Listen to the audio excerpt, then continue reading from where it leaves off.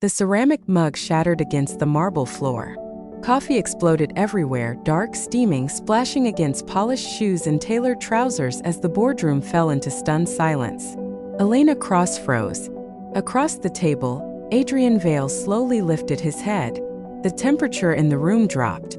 Executives who had survived hostile takeovers, government investigations, and corporate wars suddenly found themselves holding their breath as Adrian's eyes locked onto the woman standing at the end of the table. His assistant, still gripping the empty tray with white-knuckled fingers. No one spoke. No one dared. Elena's heart slammed painfully against her ribs. Her voice caught. "I'm so sorry. I'll clean it. Don't move." The command wasn't loud. Didn't need to be. Something heavy pressed down on the room like invisible weight. Elena obeyed on instinct, her feet rooted to the spot. Adrian stood. Chairs scraped back as several board members flinched. He was tall, broad-shouldered, immaculately dressed in charcoal and steel. His jaw was tight, nostrils flaring as though he were scenting something in the air. The spilled coffee wasn't just any coffee. It was decaf. Elena knew it the moment she'd tasted the steam. She knew because she'd checked the label twice. And still, somehow, this had happened. Adrian stepped around the table slowly, deliberately, his shoes crunching over broken ceramic. "You know," he said calmly, "that I drink 5 triple espressos every morning." "Yes," Elena whispered. "And you know," he continued, stopping directly in front of her, "that I don't tolerate incompetence." Her throat burned. "Yes, sir." The silence stretched, thick and suffocating. Then his voice dropped lower, rougher. "This should have made me furious." His gaze darkened, intense in a way that made her skin prickle. But it didn't. Several people exchanged uneasy looks. Elena swallowed. "I'll replace it immediately." "No." The word snapped through the air. Adrian leaned in just enough that she could smell him. Clean, sharp. Something wild underneath the expensive cologne. His eyes flickered, not quite brown, not quite gold. "You're shaking," he said quietly. "I'm not," she lied. His mouth twitched, not a smile. "You are." Then, without warning, he straightened and turned away. "Meeting adjourned," Adrian said flatly. "What?" one executive blurted. "Out," he repeated. No one argued. Chairs scraped, papers were abandoned, and within seconds the boardroom emptied, leaving Elena alone with him and the broken mug on the floor. Her pulse roared in her ears. Adrian faced the window, hands braced against the glass as the city sprawled beneath them. For a long moment he said nothing. Elena forced herself to breathe. "Sir, if this is about my job." "It's not." She blinked. He turned slowly. Whatever rage had filled the room earlier was gone, replaced by something far more unsettling. Control, tightly leashed. "I don't fire people for mistakes," Adrian said. "I fire them for weakness." Her stomach twisted. "And am I weak?" His gaze dragged over her face, lingered on her throat, her wrists, the faint tremor she couldn't stop now. "No," he said. "You're distracting." Heat rushed to her face. "Excuse me. You walk into a room," he continued, voice dangerously calm, "and everything in me reacts. My temper, my instincts." "Instincts?" Elena took a step back. "That's inappropriate." "Yes," he agreed softly. "That's why I've been avoiding you." Her breath caught. "You've what?" He exhaled slowly, as if grounding himself. "You served me decaf today." "I know. I'm sorry." "That isn't the problem," he cut in. His eyes flickered again, brighter this time. "The problem is that I don't need caffeine when you're near." The words sent a chill through her. "I crave you," Adrian said quietly. "Not coffee." Silence crashed between them. Elena's mind scrambled. "That's not funny." "I'm not joking." Her chest tightened. "Then this conversation is over." She turned toward the door. "Your brother's scholarship," Adrian said casually. She stopped cold. "What about Mason?" she asked slowly. "He was flagged in a cyber breach investigation last night," Adrian replied. "Wrong place, wrong algorithm. If I hadn't intervened, He'd be answering very uncomfortable questions right now. Fear surged through her. Why are you telling me this? Because someone else noticed him too, Adrian said. Someone who doesn't protect assets. They exploit them. Elena faced him. Who? Silas Crow. The name sent a ripple of recognition through her. Rival CEO. Corporate shark. Known for dirty tactics. Adrian stepped closer. You are no longer just my assistant, Elena. Her pulse raced. Then what am I? His jaw tightened. A liability. Anger flared, cutting through her fear. Then fire me. I can't. Why not? Because the wolf won't let me. A voice inside him snarled. Adrian clenched his fists. Because you're safer where I can see you. The words unsettled her more than any threat. Before she could respond, a sharp knock sounded at the door. It burst open a second later as a broad-shouldered man in a dark suit stepped inside. Sir, the man said quickly, eyes flicking to Elena. We have a situation. Parking garage. Now. Adrian's body went rigid. Stay here, he ordered. Elena shook her head. No. He turned, eyes blazing. That wasn't a suggestion. I don't take orders that put my family at risk, she shot back. For a split second, something feral flashed across his face. Then the lights flickered. A scream echoed faintly from below. Adrian swore under his breath.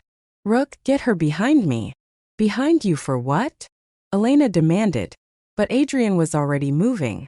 The elevator ride down was too fast, too quiet. Elena's pulse pounded as the doors slid open to chaos. Alarms blaring, security shouting. A man slammed hard into a concrete pillar with bone-crushing force. Not by fists. By Adrian. His suit jacket was gone. His eyes glowed unmistakably gold now. Adrian, Elena whispered. He turned at the sound of her voice, and the world tilted. His canines were longer, sharper, and when he growled it wasn't human. Elena stumbled back as he took a step toward her, breathing hard, fighting something inside himself. Run, he said hoarsely. If you don't want to see what I really am, run. She didn't, because fear warred with something stronger, trust. And the moment she stayed was the moment everything began to unravel. Elena didn't run. She should have.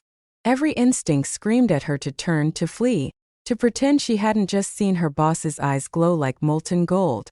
But her feet stayed planted as Adrian staggered back. Hands braced against the concrete wall, like he was holding himself together by force alone. Get her out of here, he snarled, not looking at her. Rook moved instantly, stepping between them. Miss Cross, this way. No, Elena said again, louder this time. Both men froze. Rook glanced over his shoulder, disbelief flickering across his face. Ma'am, you don't understand. I understand enough, she snapped. Someone attacked the building. Someone connected to Silas Crow. And my brother is involved somehow. I'm not leaving. Adrian's chest rose and fell heavily. You're making this worse. Then explain it, she shot back. Right now. Another low growl rumbled out of him before he could stop it. The sound vibrated through her bones, fear and something darker curling in her stomach. Rook hesitated. Sir. Leave us, Adrian said. Sir. That's an order. Rook stiffened, then nodded once and backed away, barking instructions into his comms as he went. The garage emptied quickly, alarms silenced, security retreating until it was just the two of them and the unconscious man bleeding near a pillar. Elena's gaze flicked to the body. Is he alive? Adrian said curtly. For now. She took a shaky breath. What are you? He laughed once, sharp and humorless. That's the question you should be running from. Try me. He studied her like she was something fragile and dangerous all at once. Finally, he turned away, dragging a hand through his hair. I'm not human, Adrian said. Not entirely. Her heart hammered.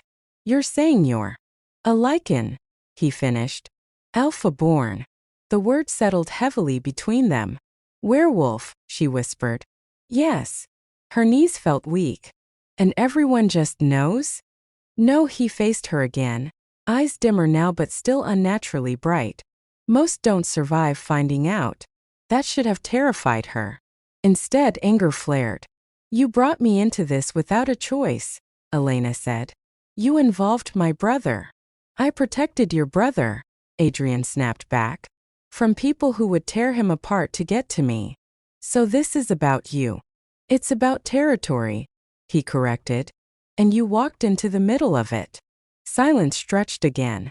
Elena crossed her arms, forcing her breathing to steady. Silas Crow. Adrian's jaw tightened. He's rogue. Alpha without a pack. He wants mine. And how do I fit into that? His gaze locked onto hers.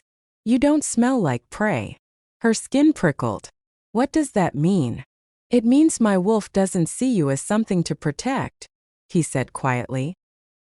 He sees you as something to claim. Heat rushed through her veins, equal parts fear and shock. That's not romantic. It's not meant to be. She shook her head, backing away. I need to go. I can't let you leave unguarded. You don't get to decide that, she snapped. I do, he growled, stepping forward before catching himself. He stopped, visibly forcing his body to still. At least until Silas is dealt with. Her phone buzzed in her pocket. She pulled it out, hands trembling. Mason's name lit up the screen. She answered instantly. Mason. Elena, her brother said, voice tight. There are men outside Nana's building. They asked for you. Her blood turned cold. Lock the doors. Call the police. They already jammed the signal, Mason whispered. I think. The line went dead. Elena's breath hitched. She looked up at Adrian, fury blazing through her fear. Get me to them. Now. Adrian didn't hesitate. They were moving before the words finished echoing. The drive was fast, silent, lethal. Adrian took corners like the laws of physics didn't apply to him. Jaw clenched, eyes fixed ahead. Elena gripped the seat, heart pounding, every nerve on fire. You promised safety, she said. I promise protection, he replied. And I will deliver it. They arrived to chaos. 2 black SUVs idled outside the aging apartment building. One man lay crumpled on the pavement. Another turned as they approached, weapon already raised. Adrian didn't slow. Metal screamed as the car rammed the SUV, flipping it onto its side. Adrian was out before the engine stopped, body blurring into motion. Elena barely had time to scream before she saw it. Bones shifting, skin rippling, mass expanding as Adrian tore free of his human form. The wolf that emerged was massive. Silver-black fur streaked with gold. Eyes burning like fire. He didn't hesitate. The men didn't stand a chance. Elena ran past the carnage, adrenaline drowning out fear as she burst through the apartment doors, taking the stairs 2 at a time. Mason, she shouted. A door flew open. Her brother rushed out, pale but unharmed. Nana Iris stood behind him, gripping a cast-iron pan like a weapon. You took your time, Nana said sharply, eyes flicking past Elena to the window. Is that a damn wolf? Elena laughed breathlessly, tears spilling over. Long story. The building shook as something slammed into the outer wall. Adrian's roar echoed through the night, deep, furious, victorious. Minutes later, he stood in the courtyard again. Blood on his fur, chest heaving. Elena stepped forward without thinking. He froze when he saw her. Elena, he warned, don't come closer. She ignored him. When she reached him, she lifted her hand slowly, deliberately, and pressed her palm against his chest. His heart thundered beneath her touch. I'm not afraid of you, she said softly. I'm angry that you didn't trust me. The wolf's ears flattened. He shifted back with a sharp exhale, collapsing to one knee as human skin replaced fur, leaving him bare-chested and shaking. You shouldn't have stayed, Adrian rasped. I choose where I stand, she replied. And I choose to know the truth. His eyes searched hers. Once you do, there's no going back. Then stop trying to walk it alone. Something ancient and powerful settled in the space between them. The air crackled, electric, heavy with something inevitable. Adrian bowed his head. If you stay, he said, voice low, reverent, you won't just be under my protection. She swallowed. Then what will I be? His gaze lifted, fierce and unguarded. Mine. The word should have terrified her. Instead, it felt like a challenge. Elena didn't answer him right away. The word mine echoed too loudly in her head, tangled with everything she'd just seen: blood, bone, protection, fury, restraint. She stared at Adrian, kneeling on the cracked pavement, breathing hard like he just dragged himself back from something savage. You don't get to own me, she said finally. Adrian nodded once. I know.